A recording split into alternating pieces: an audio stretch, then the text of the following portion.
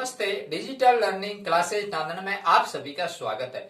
आइए प्यारे बच्चों, आपको प्रश्नावली 3.1 का अभ्यास करने जा रहे हैं, जिसके अंतर्गत बहुपद के बारे में पढ़ेंगे।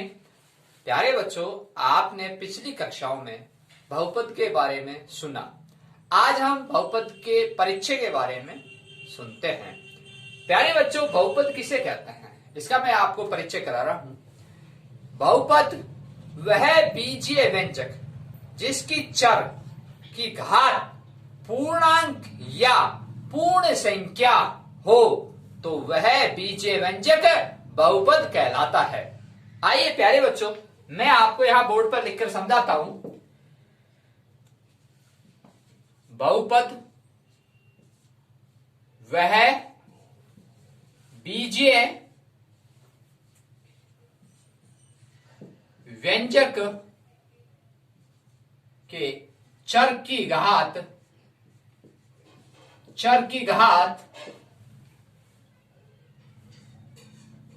पूर्णांक या पूर्ण संख्या हो तो वह बीजीय व्यंजक बहुपद कहलाता है। बहुपद कहलाता है। देखिए प्यारे बच्चों, इसमें मोस्ट इंपॉर्टेंट बात क्या है, बहुपद वह बीजीय व्यंजक के चर की घात पूर्णांक या पूर्ण संख्या हो तो वह बीजीय व्यंजक बहुपद कहलाता है। आप इसको ऐसे भी कह सकते हैं, तो पूर्णांक कैसा होना चाहिए। पूर्णांक आपने पढ़ा था धनात्मक और ऋणात्मक, तो मैंने प्यारे बच्चों इस टॉपिक को यहां लिखा तो आपको यह समझना है कि पूर्णांक कैसा होना चाहिए। हमेशा जो घात होती है वह हमेशा प्लस में होती है, ये ध्यान रखने की बात है। तो यहां पूर्णांक धनात्मक होना चाहिए, ठीक है ना। तो यहां धनात्मक पूर्णांक, तो धनात्मक पूर्णांक जब भी अब मैं सिद्ध करके बताऊंगा कि धनात्मक पूर्णांक कैसे होता है, जब भी वह बहुपद कहलाता है। आइए प्यारे बच्चों, आपको हम बीजीय व्यंजक के बारे में बताते हैं। ये देखिए बीजीय व्यंजक, बीजीय व्यंजक में एक तो होता है चर पद और एक होता है अचर पद। अब प्यारे बच्चों, चर पद क्या होते हैं और अचर पद क्या होते हैं। चर पद वह मान होता है जिनका अस्थिर होता है, जैसे x, y, z, p, q, r, ठीक है। अब देखिए ये चर पद, तो ये अस्थिर मान होते हैं इसके। अचर पद 1, 2, 3, 4, 5, 6, ठीक है। अब आप समझ गए होंगे चर पद और अचर पद। अचर पद फिक्स होता है, जिसका मान फिक्स होता है। अब देखिए, अब हम आपको आगे ले चलते हैं बीजीय व्यंजक किस तरह से बनता है। जैसे आपने सुना होगा 2x है ना, तो 2 क्या है अचर पद और x क्या है चर पद, तो 2x। अब ये बीजीय व्यंजक हो गया।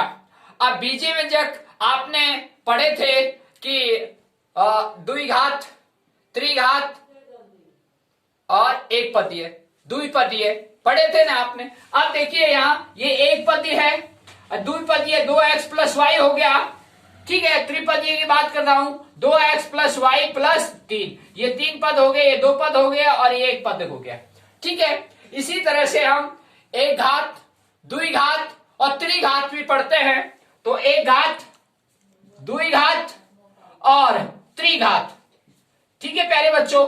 इसके ऊपर एक घात, इसके ऊपर 2 घात, इसके ऊपर 3 घात, ठीक है। तो त्रिघातीय पद ये आप। अब बात ये आती है धनात्मक पूर्णांक। देखिए प्यारे बच्चों, अब ये टॉपिक है धनात्मक पूर्णांक का। अब आपको नजर आ रहा होगा यहां धनात्मक पूर्णांक, पूर्णांक आपने सीखे थे ऋणात्मक और धनात्मक। 1, 2, 3, 4, 5, 6 धनात्मक भी होते हैं और ऋणात्मक भी होते हैं, ठीक है ना। अब प्यारे बच्चों, यहां धनात्मक की बात कर रहा हूं मैं, और यहां देखिए आपको माइनस नजर नहीं आ रहा है, जब माइनस नजर नहीं आ रहा है तो धनात्मक पूर्णांक है। दूसरी बात मैं करता हूं पूर्ण संख्या है। अब आपने पूर्ण संख्या आपने पढ़ी थी प्राकृत संख्या, जिन्हें 1 2 3 4 5 6 7 8 9 10 लिखते हैं आप और पढ़ते भी हैं। जब आप पूर्ण संख्या पढ़ते हैं तो पूर्ण संख्या हमेशा शून्य से शुरू होती है, 0 1 2 3 4 5 6 7 8 9। तो समझ गए होंगे आप पूर्ण संख्या और प्राकृत संख्या। तो यहां प्यारे बच्चों मैं और क्लियर कर देता हूं आपको। यहां देखिए 2x रूट 3y, अगर मैं इसकी बात करता हूं, ठीक है, और इसकी बात करूंगा तो 2 या ऐसे लिख देता हूं 2 रूट 3y।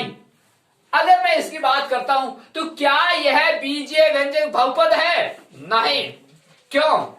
क्योंकि इसकी घात क्या है, जब रूट लग गया तो वह 1/2 होगी, तो यह बीजीय व्यंजक बहुपद नहीं है। ठीक है। अब प्यारे बच्चों मैं यहां लिखता हूं 1/x। क्या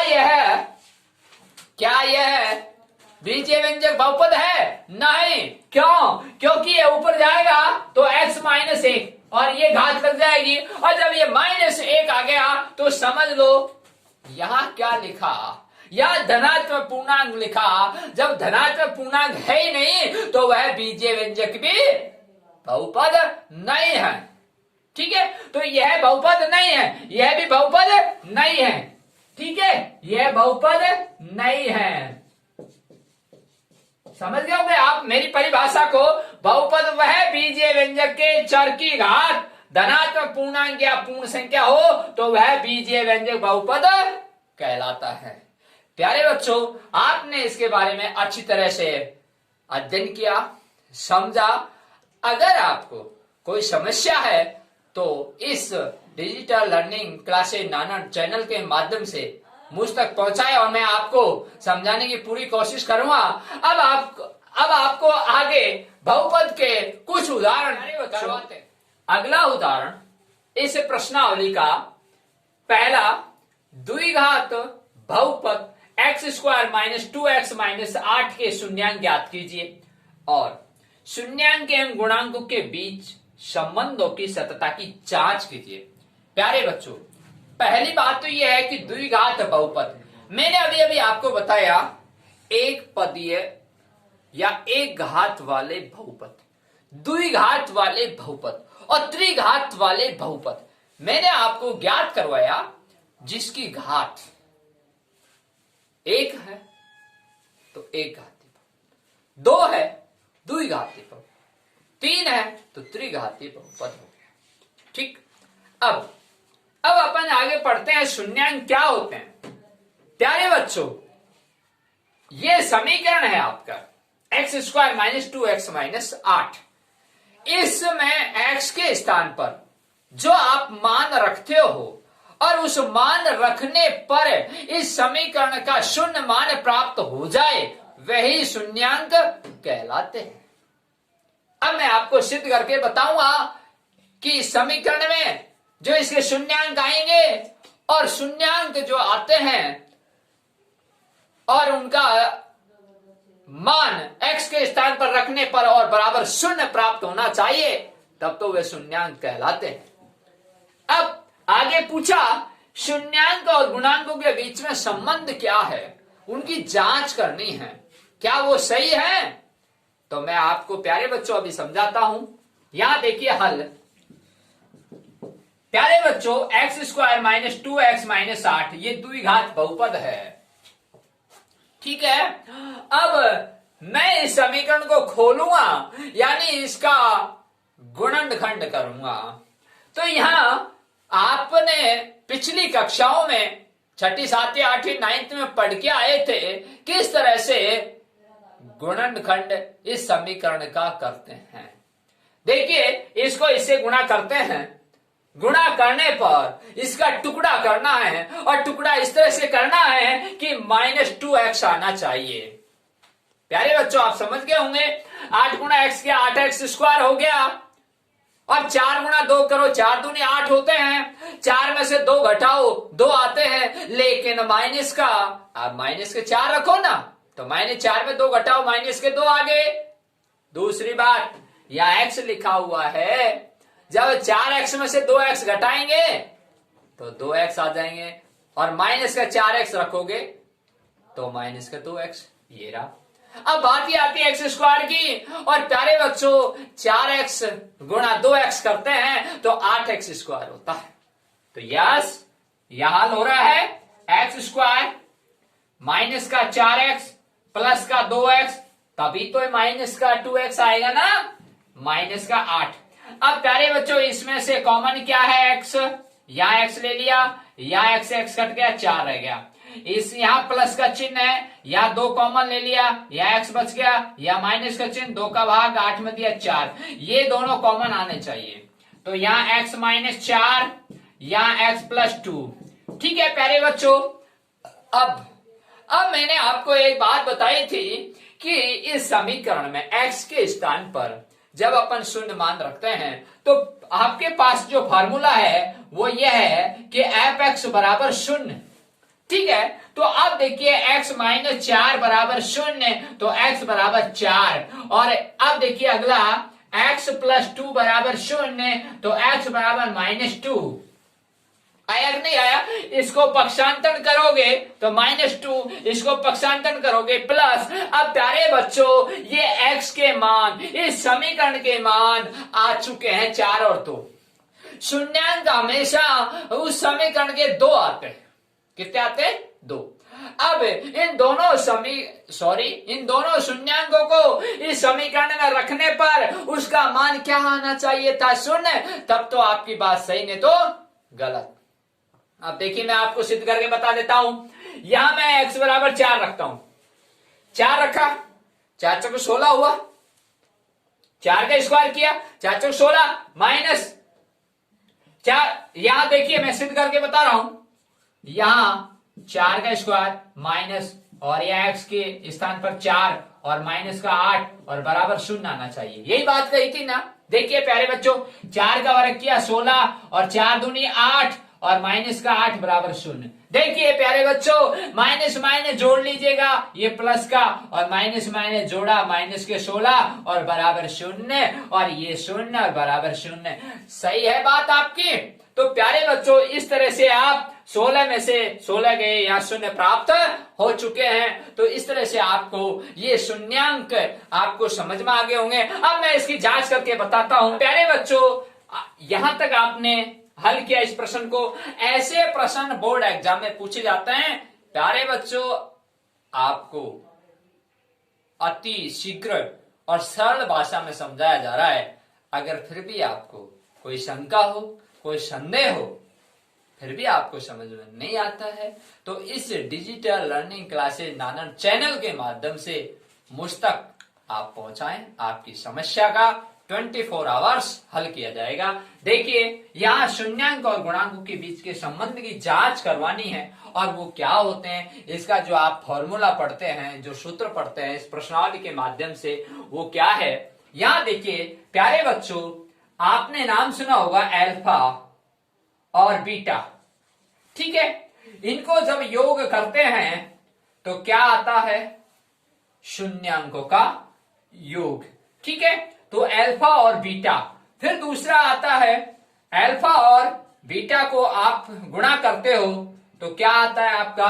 तो यहां अभी आपको समझाते हैं कि ये आपके पास जो शून्यांक आए थे, एक अल्फा आया था और एक बीटा आया था। अभी अभी आपने यहां आंसर निकाला था। एक का मान 4 आया था और दूसरे का मान -2 आया था। यहां देखिए मैं यहां हल कर रहा हूं।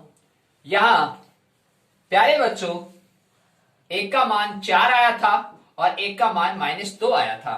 ये अल्फा और ये बीटा है। ठीक है, अब मैं आपके सामने जांच करके बताऊंगा कि ये मान सही है या गलत है। ये जो मान आपने निकाले गुणनखंड करके इस समीकरण का, तब ये मान आए थे, और इन्हीं मानों को आप उस फार्मूले से, उस सूत्र से मैं ज्ञात करूंगा, और यही अगर आते हैं तो आपकी बात सही और नहीं तो झूठी।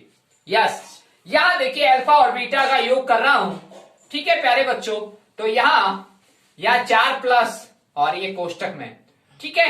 तो बराबर कितना हो गया प्यारे बच्चों, प्लस का 2।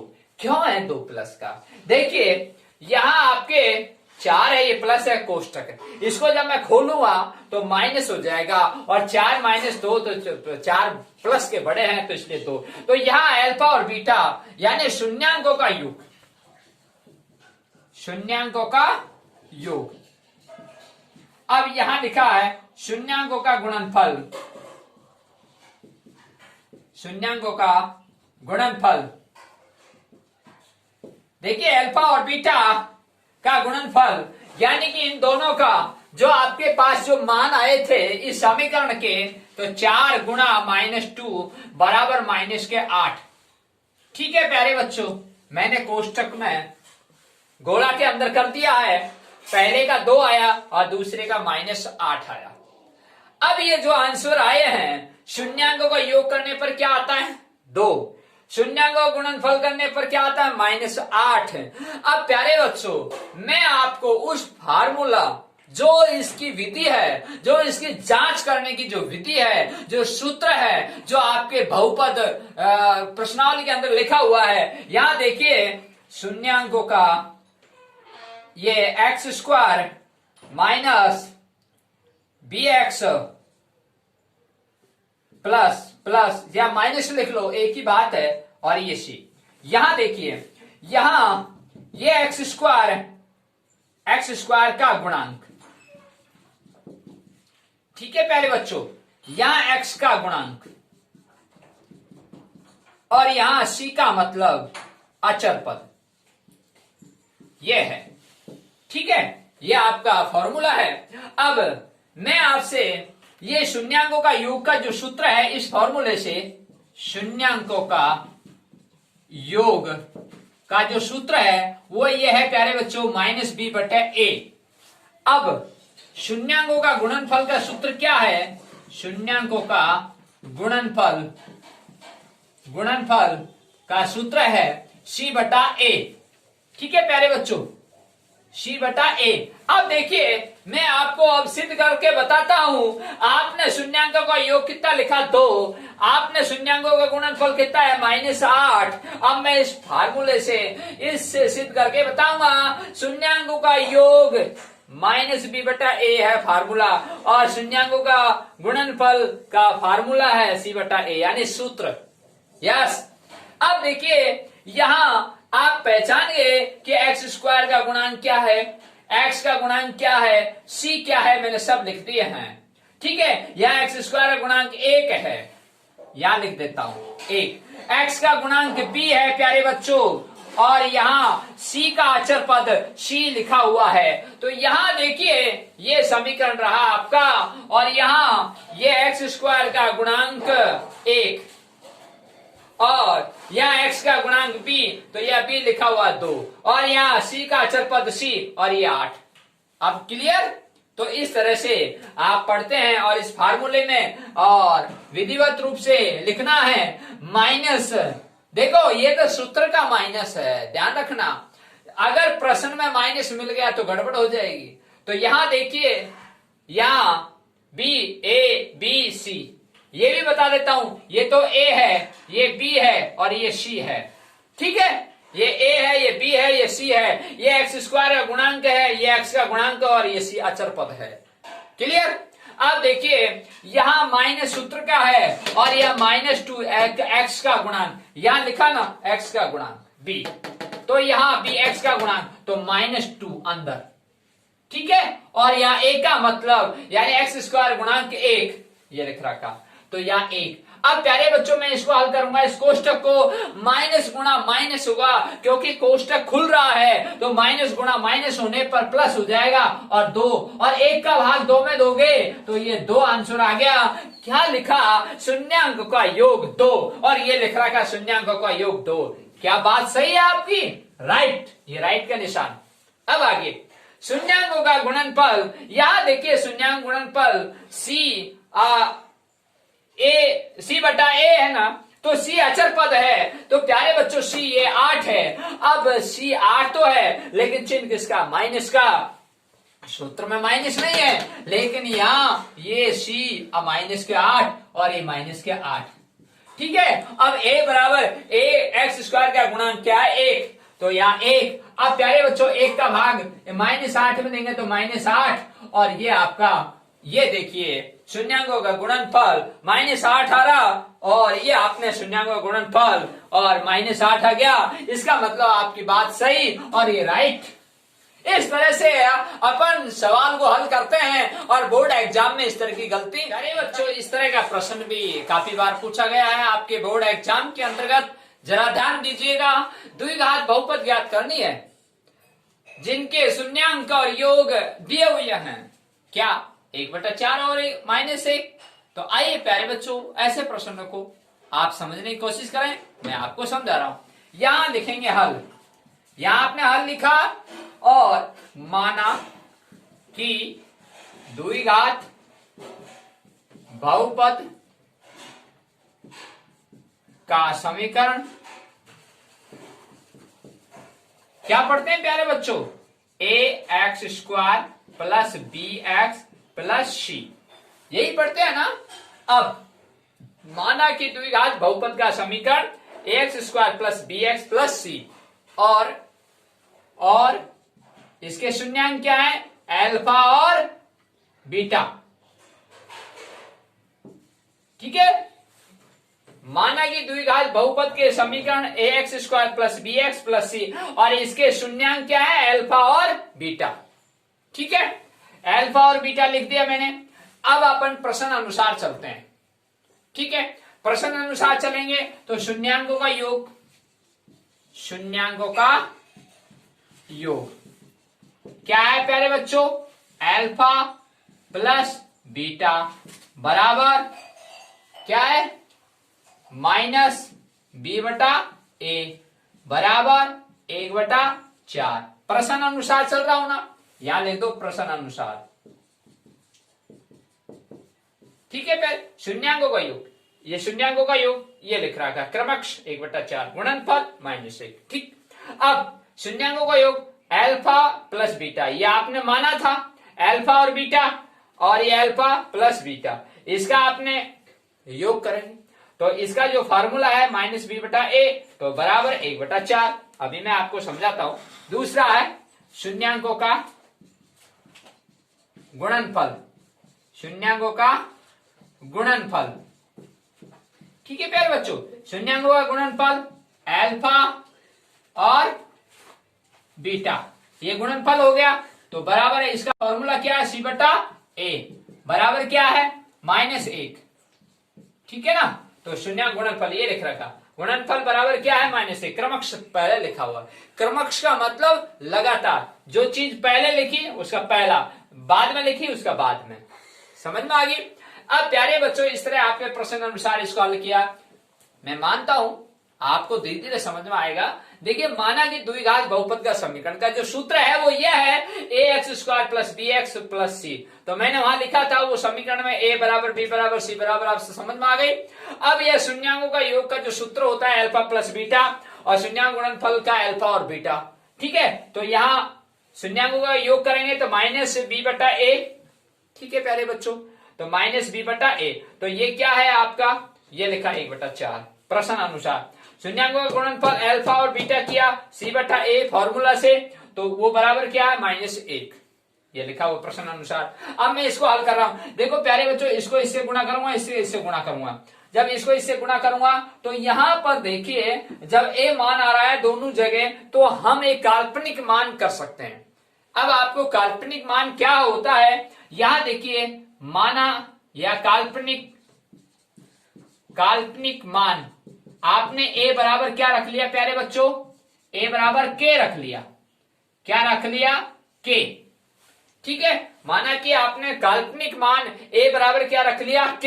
अब मैं इसको सिद्ध कर रहा हूं, यहां k रखता हूं। ठीक है, तो यहां k रखूंगा तो यहां देखिए, तो यहां -b/k बराबर 1/4। अब इसको इससे गुणा करूंगा, इसको इससे और इसको इससे, तो मुझे तो बी का मान निकालना है ना, तो बी का मान निकालूंगा तो ये के ऊपर गुणा और ये बी, जब 4b आ जाएगा ना इसका, तो 4 का भाग दूंगा वापिस ये 4, फिर माइनस का भाग दूंगा तो माइनस हो जाएगा, तो माइनस के बटा 4 हो जाएगा b का मान। ठीक है प्यारे बच्चों, अब इसी तरह से देखिए c बटा के, हाँ देखिए -1 आपको दिखाई नहीं दे रहा, थोड़ा सा मैं ऊपर ले जाऊंगा, अभी देखिए, तो यहाँ प्यारे बच्चों मैं इसको इससे गुणा करूंगा तो यहाँ माइनस के हो जाएगा, क्या हो जाएगा, c बराबर -k। ठीक है प्यारे बच्चों, अब देखिए यहां, अब यहां c बराबर, देखो इसको इससे गुणा किया, इसको इससे, तो मुझे तो c का मान निकालना ना, तो अब देखिए आपको पास b का मान आ गया, c का मान आ गया, अब आपके पास a का मान नहीं है, a का मान नहीं है, तो आपने काल्पनिक मान क्या माना, a बराबर है k। आगे राइट बात, a का मान आ गया, b का मान आ गया और c का मान आ गया, तो अब आप द्विघात समीकरण बन जाएगी। समझ में आ गई बात। देखिए अब देखिए यहां a बराबर क्या है, k और x स्क्वायर, या प्लस, या b बराबर क्या है प्यारे बच्चों, -k बटा 4, माइनस कोष्टक में लिखो -k बटा 4 और ये x, और यहां प्लस, अब यहां प्लस का चिन्ह है, और यहां c बराबर क्या आया प्यारे बच्चों, c बराबर माइनस का k, और यहां कोष्टक में माइनस का k। ठीक है प्यारे बच्चों, यहां थोड़ा सा जगह नहीं थी इसलिए मैं इसको मिटा के ऊपर लिख देता हूं। यहां देखिए, यहां देखिए,